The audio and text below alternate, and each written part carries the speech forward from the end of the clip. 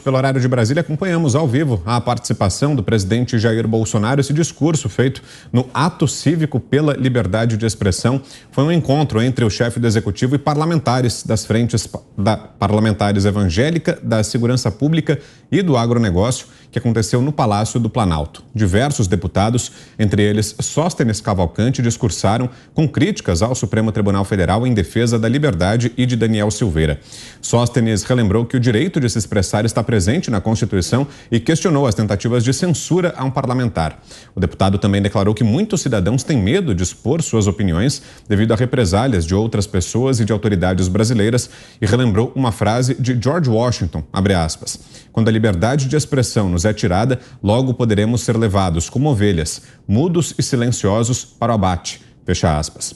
Já o deputado Ottoni de Paula criticou parte da imprensa por incentivar narrativas contra o governo federal. Daniel Silveira esteve nesse ato.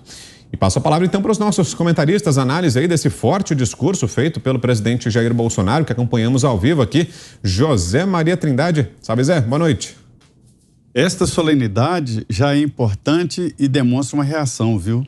Muito boa noite, meu caro Vitor, boa noite, compadre Augusto, muito boa noite, Cristina, boa noite, Ana, e boa noite a você que acompanha aqui os Pingos nos Is.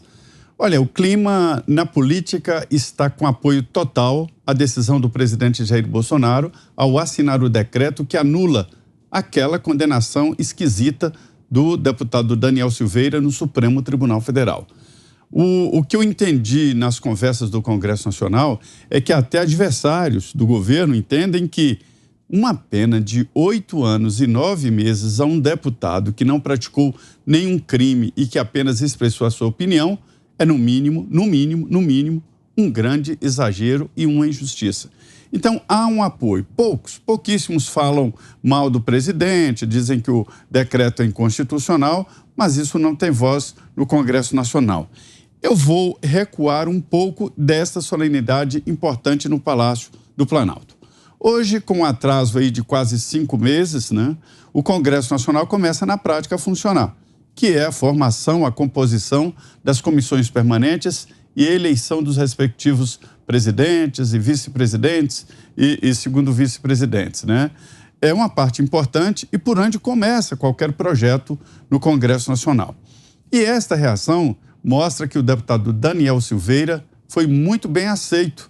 Agora ele faz parte de 5 comissões permanentes da Câmara dos Deputados.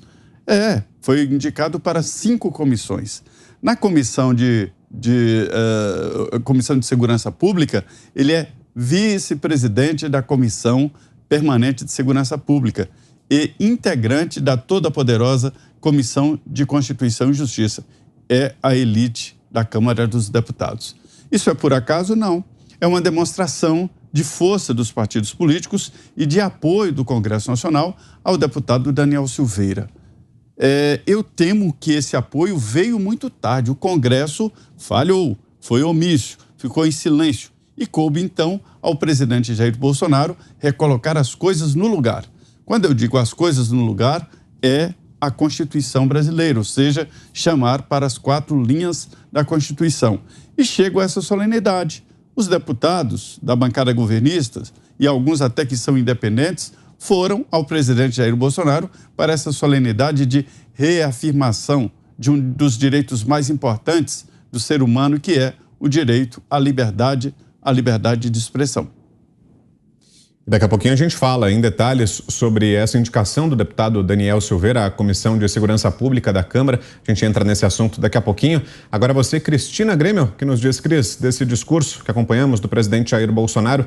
Boa noite. Obrigada, boa noite, Vitor, Zé Maria, Augusto. Um beijo para a Ana e para o Fiuza, que estão de folga hoje. E para o Alexandre, que daqui a pouco estará conosco, além da nossa audiência maravilhosa e fiel, né? Eu quero justamente trazer a audiência para comentar isso aqui, porque eu passei o período que o presidente estava no ar, lendo o nosso chat, acompanhando aqui, e a reação é imediata, de um apoio muito claro, e usando adjetivos como presidente humano, transparente, honesto. As pessoas se sentem representadas na presidência da República porque estão muito insatisfeitas com o avanço de um poder sobre o outro. Tinha gente aqui criticando também o Legislativo, uma crítica até tardia, como mesmo foi tardia a reação da Câmara, como disse o Zé Maria, mas eu anotei aqui a Isabel Padilha falando o seguinte: e essa Câmara Federal vai continuar covarde de joelhos para ver como as pessoas, os eleitores, ficaram ressentidos com aquela primeira votação, quando Daniel Silveira foi preso de forma absolutamente irregular, vários juristas se pronunciando, aquilo não poderia ter acontecido, a Câmara foi lá e corroborou 364 votos, se não me engano, de deputados a favor da decisão inconstitucional do ministro Alexandre de Moraes. E depois a gente viu tudo o que aconteceu, né? Eu só queria lembrar e acalmar, talvez, a Isabel, que eventualmente estava meio distraída aí no começo do Pingos nos Is. Essa cerimônia aí que o presidente falou agora foi já para deputados. Então, realmente, ali há um apoio claro, uma expressão mais transparente, mais robusta, talvez, de como a Câmara está nesse momento em relação ao que aconteceu mais recentemente no STF. E aí a gente vai falar, assim, da composição das comissões lá na Câmara, e isso é mais significativo do que qualquer coisa. A votação que o deputado Daniel Silveira teve entre os seus pares para a escolha de composição de comissões. Então, a gente está vendo a Câmara, assim, dizer, opa, peraí, poder legislativo é legislativo e judiciário é judiciário, cada um no seu quadrado. E o executivo tem comandante, que foi escolhido pelo povo.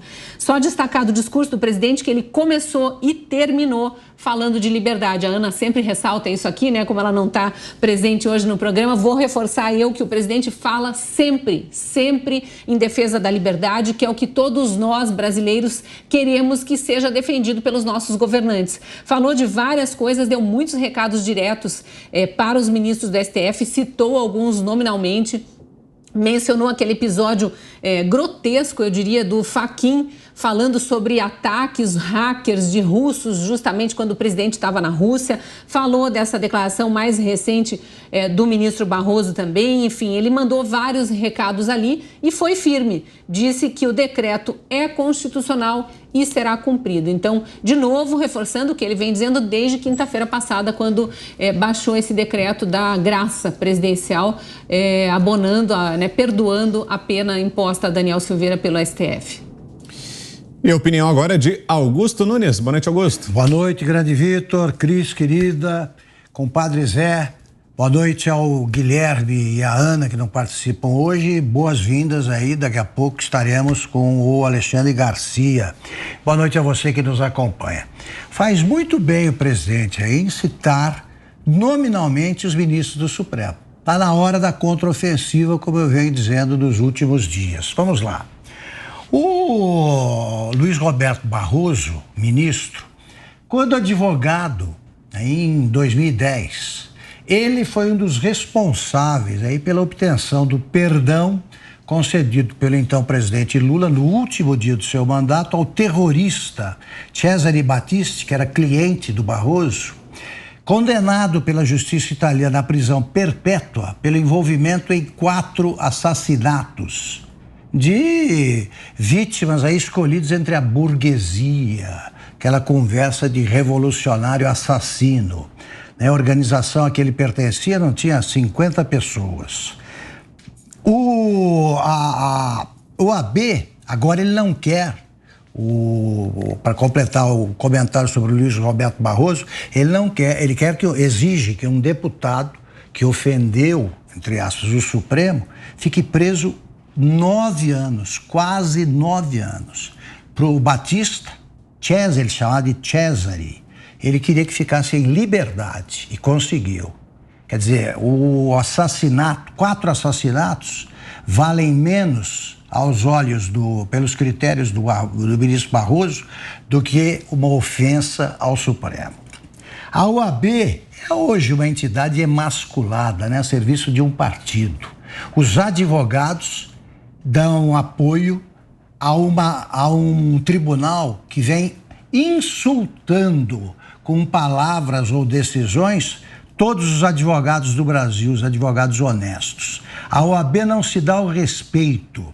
É uma entidade que perdeu a vergonha, que será desmoralizada pelos próprios advogados sérios que existem no Brasil. O Barroso insultou as Forças Armadas e ainda não pediu desculpas, nem provou com exemplos, por que ele acha que as Forças Armadas estão orientadas para desmoralizar o processo eleitoral.